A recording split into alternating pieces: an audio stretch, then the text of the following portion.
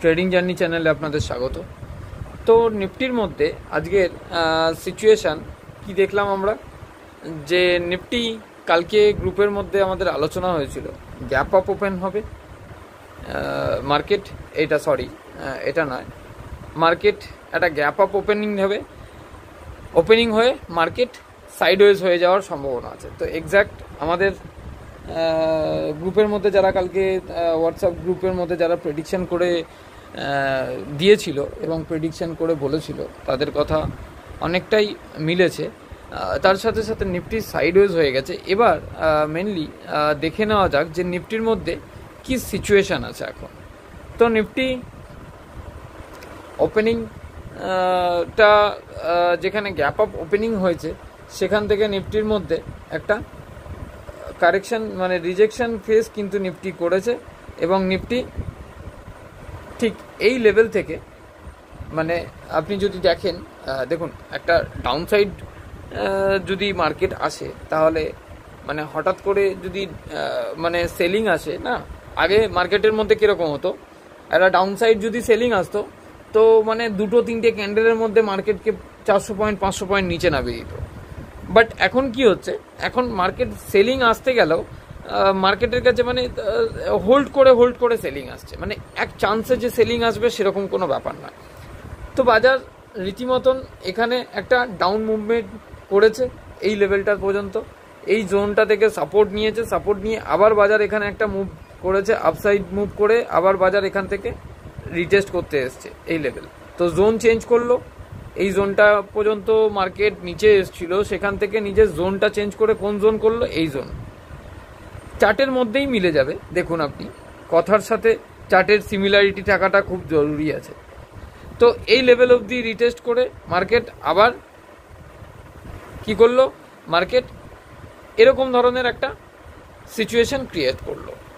তো প্রথমে একটা মার্কেট লেভেল যখন নিচের দিকে এসেছিল তখন এই জোনটা তৈরি করেছিল। তো আমি একটু ক্লিয়ার করছি এই জায়গাটা।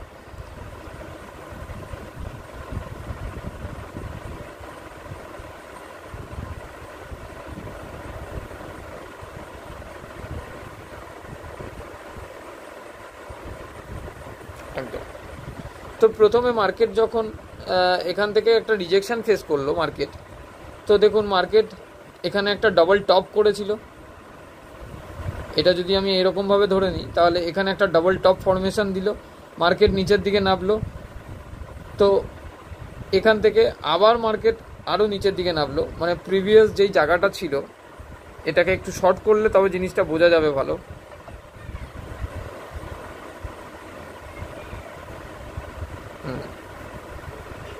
একদম।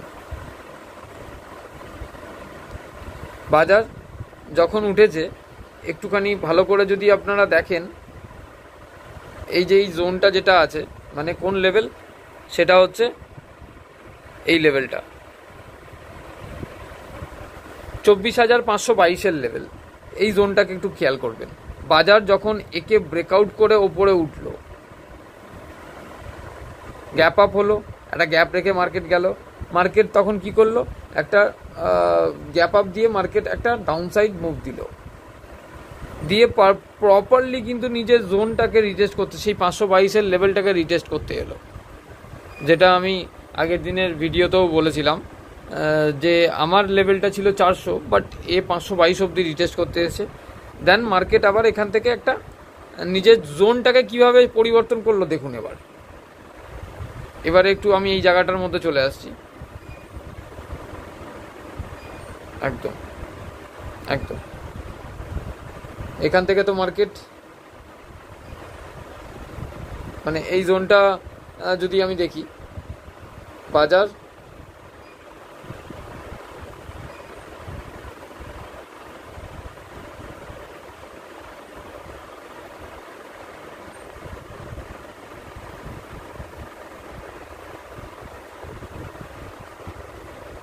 একদম এই জোনটাকে খেয়াল করবেন, একে রেসপেক্ট করতে এসছে কিনা দেখে নিন।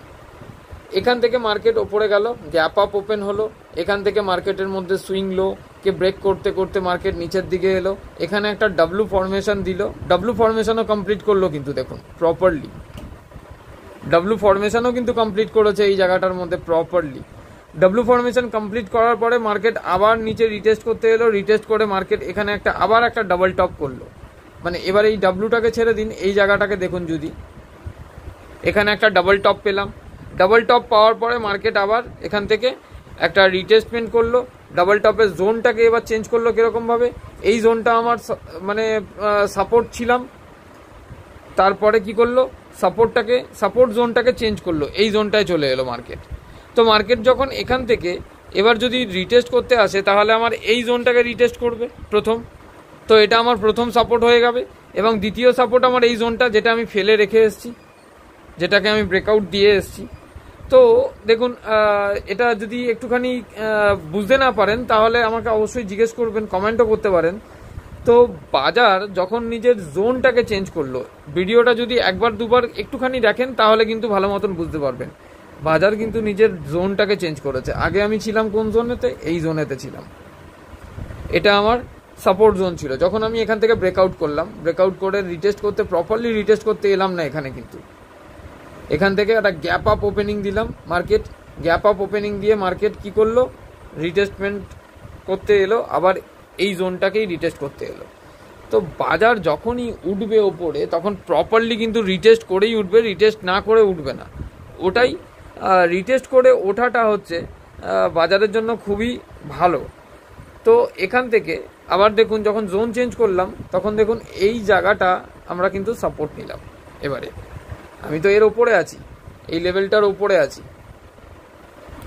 তো এই জায়গায় সাপোর্ট নিয়ে বাজার আবার, তাহলে আমার কি হচ্ছে, এটা একখানা হচ্ছে আমার প্রথম সাপোর্ট, এটা একখানা দ্বিতীয় সাপোর্ট, এবং এই জোনটা হচ্ছে আমার তৃতীয় সাপোর্ট। তিনটে সাপোর্ট জোন আমি পেয়ে যাচ্ছি মার্কেটে কাজ করবার জন্য। তো তিনটে সাপোর্ট জোন কোথায় আছে দেখে নেব। প্রথম সাপোর্ট জোন যদি দেখে নিই তাহলে এই জোনটা 24,550 প্রথম সাপোর্ট জোন এখন মার্কেটের। আমি ক্লোজিং আছি মার্কেট 24,572, তো আমার প্রথম সাপোর্ট হচ্ছে 24,550 জোনটা। দ্বিতীয় সাপোর্ট যদি দেখি, দ্বিতীয় সাপোর্ট আমার এই জোনটা 24,510 জোন হবে, এটা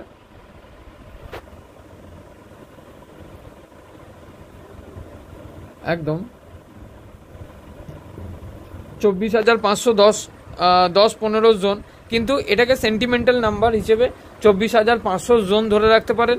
এবং তার নিচে যদি আমরা দেখে নিই তাহলে 24,000 একদম স্ট্রং সাপোর্ট যেটা আছে এখন 24,450 এই জোনটা, এটা একটা সাপোর্ট জোন আছে। তো মার্কেটে আমাদের পরস্পর তাহলে সাপোর্টগুলো বোঝা যাচ্ছে, আশা করি কিভাবে সাপোর্টগুলোকে আমরা মার্কেটে বার করছি। প্রথম সাপোর্ট হচ্ছে এই লেভেলটা, প্রথম সাপোর্ট 24,550 জোনটা, একদম এই জোনটা 24,550। এবং দ্বিতীয় সাপোর্ট যদি দেখে নিই আমরা, দ্বিতীয় সাপোর্ট হচ্ছে 24,500 জোনটা, এই জোনটা 24,500 জোন। এটা এখানে 15 দেখাচ্ছে, বাট এটা আলটিমেটলি যদি বড় করি, এটাকে জুম করে দিই, তাহলে কিন্তু এটা 500 জোন হবে, একটা সেন্টিমেন্টাল নাম্বার। আর তারপরের সাপোর্ট যদি আমরা দেখি তাহলে তারপরের সাপোর্ট কিন্তু 24,450 জোন। এই তিনটেকে সাপোর্ট নিয়ে চলবো মার্কেটে। এবার যদি আমরা রেজিস্ট্যান্সটা দেখে নিই মার্কেটের, আমি 5 মিনিট ক্যান্ডেলেই দেখছি, কিন্তু রেজিস্ট্যান্স যদি দেখি তাহলে রেজিস্ট্যান্স কোথায় আছে, তো নিচের জোনটা তো বুঝে গেলাম যে মার্কেট জোন চেঞ্জ করলো, নিচে একটা মার্কেট গ্যাপ আপ ওপেন হয়ে মার্কেট সাইডওয়েজ হয়ে গেল, ঠিক আছে। মার্কেটের মধ্যে একটা গ্যাপ আপ ওপেনিং পেলাম, মার্কেট তারপরে মার্কেট বেশি রিটেস্ট করতে আসেনি, রিটেস্ট করে এসেও মার্কেট ওপর দিকে উঠে সাইডওয়েজ হয়ে গেছে। তো এবার রেজিস্ট্যান্স যদি দেখে নিই তাহলে রেজিস্ট্যান্স জোন কোনটা, এই লেভেলটা। অ্যাকচুয়ালি মার্কেট যখন আমি এখানে একটা ডোজি ক্যান্ডেলের ফরমেশন আছে 5 মিনিট ক্যান্ডেলে, তো ডোজি ক্যান্ডেল ফরমেশনটা আমাদের ইনডিসাইডেড ক্যান্ডেল হয়। তো ন্যাচারালি এর ওপরে যদি আমি রেজিস্ট্যান্স দেখি, তো রেজিস্ট্যান্স আমি এই লেভেলটাই পাবো, আশা করি এই জোনটাই পাবো, 24,591। তো এটাকে যখন 91 দেখা যাচ্ছে, এটাকে আপনি সেন্টিমেন্টাল নাম্বারে নিয়ে চলুন, কারণ অপশন চেন ডাটার হিসেব করে যদি দেখেন তাহলে 24,600 জোনটা কিন্তু একটা হালকা হার্ডল জোন আছে। 24,600 জোনটা যদি দেখেন একটু কল রাইটিং আছে, বাট এই জোনটা আশা করি না যে অতখানি হার্ডল হবে। যদি 24,600 জোনটাকে মানে ব্রেক করে, ব্রেকআউট দিয়ে ওপরে ওঠে, মার্কেট সাস্টেন করে, তাহলে কিন্তু 24,000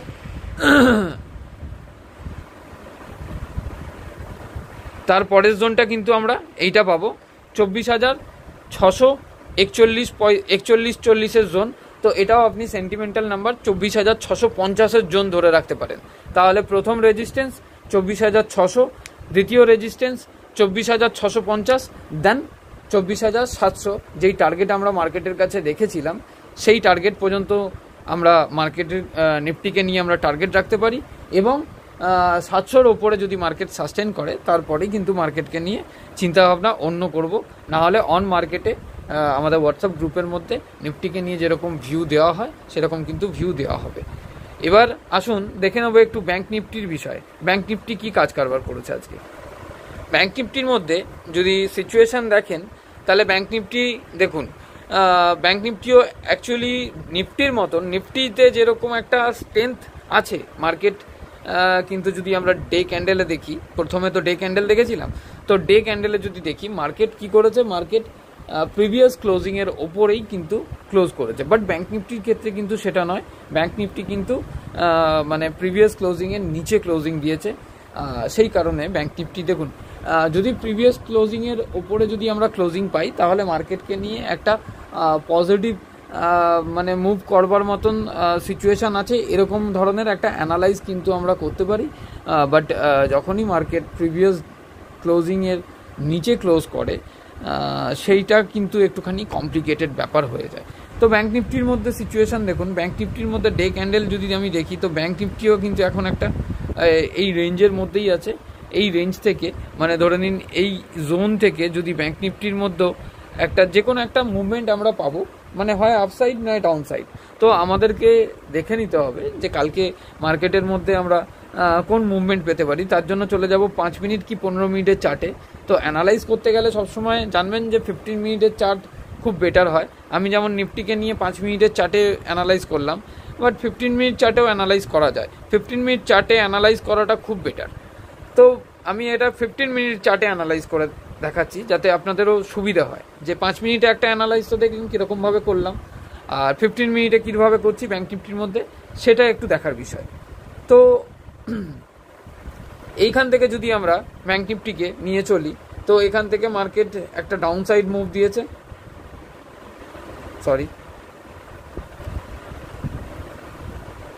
এখান থেকে আবার বাজার ওপরে গেছে, এখানে একটুখানি কনসলিডেট করে আবার বাজার আপসাইড মুভ দিয়েছে, দিয়ে একটা ডাউন সাইড আমরা বাজারের মধ্যে পেয়েছি, পেয়ে আবার একটা আপসাইড মুভ পেয়েছি।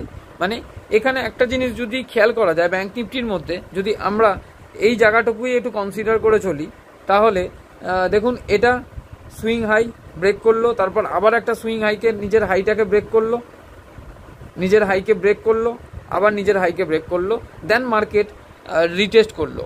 এবার একটুখানি ক্লিয়ার করছি ব্যাপারটা। এখান থেকে মার্কেট যখন নিচে এলো, রিটেস্ট করলো এই জোনটাকে, জোন তৈরি করেছিল, এই জোনটা থেকে মার্কেট ওপরে চলে গেল, ওপরে গিয়ে এখানে হোল্ড করলো, মার্কেট হোল্ড করে আবার একটা ব্রেকআউট দিল, ব্রেকআউট দিয়ে আবার রিটেস্ট করলো, রিটেস্ট করে আবার মার্কেট ওপরে একটা ব্রেকআউট করলো, করে আবার নিচে রিটেস্ট করলো। এখানে নর্মালি আমরা কি বুঝতে পারছি, মার্কেট এখান থেকে যদি আমি চালু মনে করে নিই, এখান থেকে মার্কেট চালু হয়েছে, মার্কেট নিচে এসছে, সাপোর্ট তৈরি করেছে, এটাকে ন্যাচারাল ব্যাপার, এটা সাপোর্ট নিয়ে মার্কেট এই যে লেভেলটাকে ব্রেকআউট দিল, যেখান থেকে মার্কেট নিচে এসেছিল ব্রেকআউট করলো। তো এখান থেকে যখন মার্কেট এখানে ব্রেকআউট করলো, রিটেস্ট করলো কোথায় দেখুন, এই ক্যান্ডেলগুলো যদি দেখেন, রেড ক্যান্ডেলটা, এই রেড ক্যান্ডেলটা যদি দেখেন, তাহলে দেখুন মার্কেট একবার হলেও রিটেস্ট করতে এসছে একটা ক্যান্ডেলে, 15 মিনিটের ক্যান্ডেলে রিটেস্ট করলো, রিটেস্ট করে মার্কেট আবার একটা আপসাইড মুভ দিল। মানে কিরকম ধরনের জিনিসটা হলো,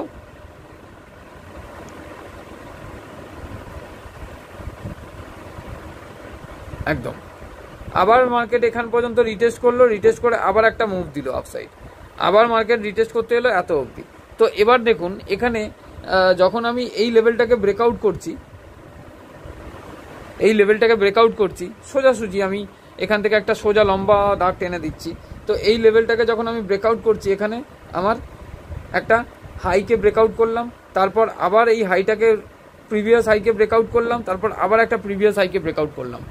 এবার যখন 3বার পরস্পর আমি ব্রেকআউট করছি, মানে 4বার হয়ে গেল, 1 2 3 4, 4টে ব্রেকআউট যখন, মানে আমি ছোট ছোট, মানে ব্রেকআউট তো নয়, এটা জাস্ট আমি একটা বোঝাচ্ছি যে ব্রেকআউট করছি যখন, তখন কিন্তু আমি প্রথমে সাপোর্ট নিয়েছিলাম এই জোনটা।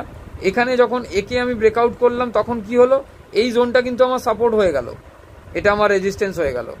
তারপর একে যখন আমি ব্রেকআউট করলাম, যখন আমি একে দিয়ে ব্রেকআউট করলাম, তখন এটা আমার সাপোর্ট জোন হয়ে গেল, এটা আমার রেজিস্ট্যান্স হয়ে গেল। আবার মার্কেট রিটেস্ট করতে এলো, তখন যখনই রিটেস্ট করতে এলো, তখন এটা তো সাপোর্ট নিয়ে রিটেস্ট করতে এসছে এই লেভেলটাকে। এখান থেকে আবার একটা ব্রেকআউট পেলাম এতখানি পর্যন্ত, মানে একটা মুভমেন্ট মার্কেট দিল আপসাইড। তো এই জোনটা আমার সাপোর্ট জোন হয়ে গেল তখন, আর এটা আমার রেজিস্ট্যান্স হয়ে গেল। আবার মার্কেট রিটেস্ট করতে এলো, মানে নিজের সাপোর্টকে রেসপেক্ট করতে এলো, মার্কেট আবার একটা আপসাইড মুভ দিল। তো তখন কি হলো, এই জায়গাটা আমার রেজিস্ট্যান্স হয়ে গেল,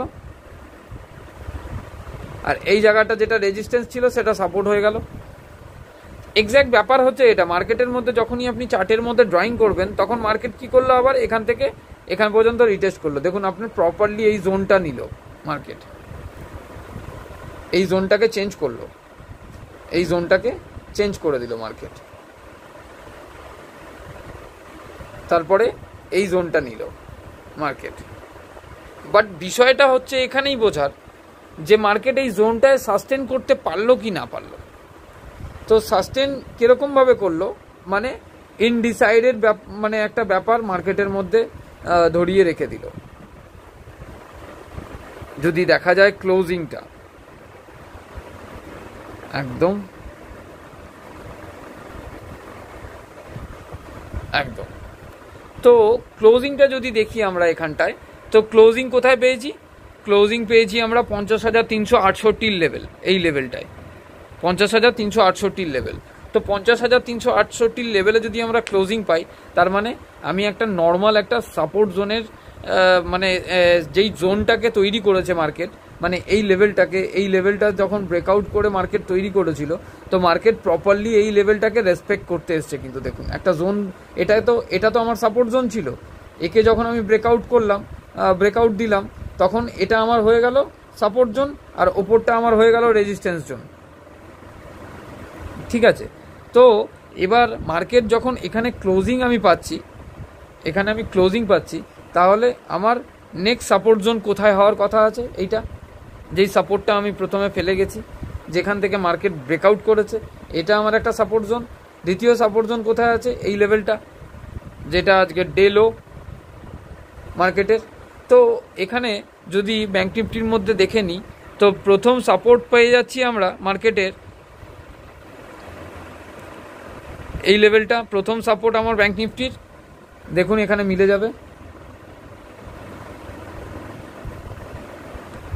50,235, এই লেভেলটা হচ্ছে প্রথম সাপোর্ট। দ্বিতীয় সাপোর্ট যদি আমরা দেখি মার্কেটের, দ্বিতীয় সাপোর্ট ব্যাংক নিফটির মধ্যে কোথায় পাচ্ছি আমরা, এই জোনটায়, সরি এই লেভেলটায়, যেখান থেকে মার্কেট একটা হ্যামার কনসিডার ক্যান্ডেল, মানে যেই গ্রিন ক্যান্ডেলটা আমরা নিচের দিকে দেখছি, সেই ক্যান্ডেলটা 24,875 লেভেল। তো এটা সেন্টিমেন্টাল নাম্বার, আপনি 875-900 লেভেল ধরে চলতে পারেন। তো সরি 24,975 বলছি, 49,875 লেভেল। তো 49,875 লেভেল, এটা একটা সাপোর্ট জোন ধরে রাখতে পারেন। এবং তারপরে সাপোর্ট জোন যদি আমরা দেখি, তাহলে মার্কেটের স্ট্রং সাপোর্ট জোন এখন 49,685 লেভেল। এই তিনটে লেভেল আমরা নিচে সাপোর্ট নিয়ে কাজ করব। এবং ওপরে রেজিস্ট্যান্স যদি দেখে নিই, তাহলে প্রথম রেজিস্ট্যান্স জোন হচ্ছে আমার 50,560 লেভেল, এই জোনটা, সরি 50,550 লেভেল, একদম এই লেভেলটা একটা প্রথম রেজিস্ট্যান্স। এবং দ্বিতীয় রেজিস্ট্যান্স হচ্ছে মার্কেটের এই লেভেলটা 50,678-80 লেভেল। এই লেভেলটা যদি মার্কেট ক্রস করে, তাহলে গিয়ে মার্কেটের কাছে আমরা এক্সপেক্ট করতে পারবো 50,800 লেভেল কিন্তু আমরা আবার ব্যাঙ্ক নিফটির মধ্যে দেখতে পাবো। এবার আসি একটু গ্লোবাল মার্কেটের সিচুয়েশন কি আছে। গিফট নিফটির সিচুয়েশন যদি দেখেন তাহলে 24,670-এর লেভেল। ব্যাঙ্ক নিফটিকে আজকে সাহারা দিয়েছে হচ্ছে এইচডিএফসি ব্যাঙ্ক। এইচডিএফসি ব্যাঙ্ক কিন্তু আজকে হোল্ড করে গেছে, যার কারণে ব্যাঙ্ক নিফটির মধ্যে সেরকমভাবে একটা ডাউনসাইড মুভ কিন্তু দেখিনি। কিন্তু এইচডিএফসি যদি 1610-এর নিচে যদি সাস্টেন করে, এখন ক্লোজিং যেটা আছে সেটা 1625 কি 20 ক্লোজিং আছে, এক্স্যাক্ট আমি ঠিক বলতে পারছি না। ক্লোজিংটা 1620 1625-এর মধ্যেই ক্লোজিং আছে। যদি 1610-এর নিচে কিন্তু এইচডিএফসি যদি সাস্টেন করে যায় তাহলে ব্যাঙ্ক নিফটি কিন্তু প্রেসারে পড়বে, এবং ব্যাঙ্ক নিফটির মধ্যে প্রবাবিলিটি থাকবে কিন্তু ব্যাঙ্ক নিফটি আবার এই লেভেলটা রিটেস্ট করতে আসতে পারে। 49,680 জোন, 49,700 জোনটা কিন্তু ব্যাঙ্ক নিফটি রিটেস্ট করতে আসতে পারে, অনলি ফর এইচডিএফসির প্রেসার। কেননা এইচডিএফসি নিফটি ব্যাঙ্ক নিফটি দুটো ইন্ডেক্সের মধ্যেই কিন্তু একটা ভালো প্রভাব বিস্তার করে রয়েছে। এইচডিএফসির ক্লোজিং আছে 1631-এর ক্লোজিং। যদি 1610-এর এইচডিএফসি মানে ডাউনসাইড মুভ দিয়ে একটা সাস্টেন করে তাহলে কিন্তু ব্যাঙ্ক নিফটির মধ্যে একটা প্রেসার আমরা দেখতে পাবো। আর এদিক থেকে দেখতে গেলে ডাও জোন্সকে যদি দেখেন আর নেসড্যাককে যদি দেখেন আর S&P 500-কে যদি দেখেন তো আজকেও গ্রিন জোনে এখনও পর্যন্ত মানে ট্রেড করছে। আর এশিয়ান মার্কেট যদি দেখা যায় তো এশিয়ান মার্কেটের মধ্যেও কিন্তু একটা পজিটিভ মুভমেন্টাম আছে, বাট মার্কেট সেরকম কোনো মুভমেন্ট আজকে দেখা যাচ্ছে না, একটা নিউট্রাল জোনের মধ্যে আছে। আর এদিক থেকে যদি আমরা স্টকেজ ডাটা যদি দেখে নিই তাহলে এফআইআর আজকেও কিন্তু এগেইন সেলিং আছে 2667 কোটি, তার জায়গায় ডিআই এর বাইং আছে, বাইং তো করেই যাচ্ছে 1802 কোটি। আর এফআই ইন্ডেক্স ফিউচারে আর হচ্ছে স্টক ফিউচারে এফআই যে একটা যে বলি আমি শর্ট টার্ম প্রফিট বুকিং করার জন্য একটা রেখে দেয়, সেই শর্ট টার্ম প্রফিট বুকিং মানে হ্যাজিং করার জন্য রাখে যেটা, সেটা কিন্তু এরা মানে শর্ট টার্ম প্রফিট এখানে সেলিং আছে কিন্তু আজকে আছে। আর এদিক থেকে ইন্ডেক্স অপশন যদি দেখি তাহলে নিফটির মধ্যে মাইনাসে 1653 সেলিং আছে, ব্যাঙ্ক নিফটির মধ্যেও 2362 সেলিং আছে, ফিন নিফটির মধ্যে কিন্তু মিড ক্যাপের মধ্যে কিন্তু একটা বাইং আছে, মানে ক্লোজিংয়ের জন্য পজিশন ক্লোজিংয়ের জন্য বাইং আছে। আর আপনি যদি ইন্ডিয়া ভিক্সকে দেখেন তাহলে 14.31-এ ক্লোজিং আছে। ইন্ডিয়া ভিক্স মানে সামান্য মাত্র হালকা ডাউনে ক্লোজিং দিয়েছে। তো কালকে মার্কেটের ভিউ কিন্তু এরকম রাখা যায়, একটা flat to gap up opening কিন্তু আমরা মার্কেটের মধ্যে পেতে পারি, এবং সেখান থেকে মার্কেট কিন্তু একবার মানে দেখুন অন মার্কেটের প্রাইস অ্যাকশন আর আগে থেকে মার্কেটের সম্পর্কে কিছু বলাটা আকাশ পাতাল তফাৎ থাকে। এটা পুরোপুরি বলতে গেলে একটা মানে প্রেডিকশান, বাট পুরোপুরি যে সঠিক হবে এমন কোনো কথা নেই, প্রত্যেক দিনই যে সঠিক হবে এমনও কোনো কথা নেই। তো কালকে মার্কেট একটা আপসাইড একটা মানে মুভ যখন দেবে কিংবা দেওয়ার মতন সিচুয়েশান থাকলে অন মার্কেটের প্রেডিকশান ভিডিও গ্রুপের মধ্যে শেয়ার করা হবে। এবং মার্কেটের কালকে একটা যদি মার্কেট একটা গ্যাপ আপ ওপেনিং দেয় কি ফ্ল্যাট ওপেনিং দেয় মানে নিউট্রাল ওপেনিং কালকে মার্কেটের মধ্যে এক্সপেক্ট করা যেতে পারে। ধন্যবাদ।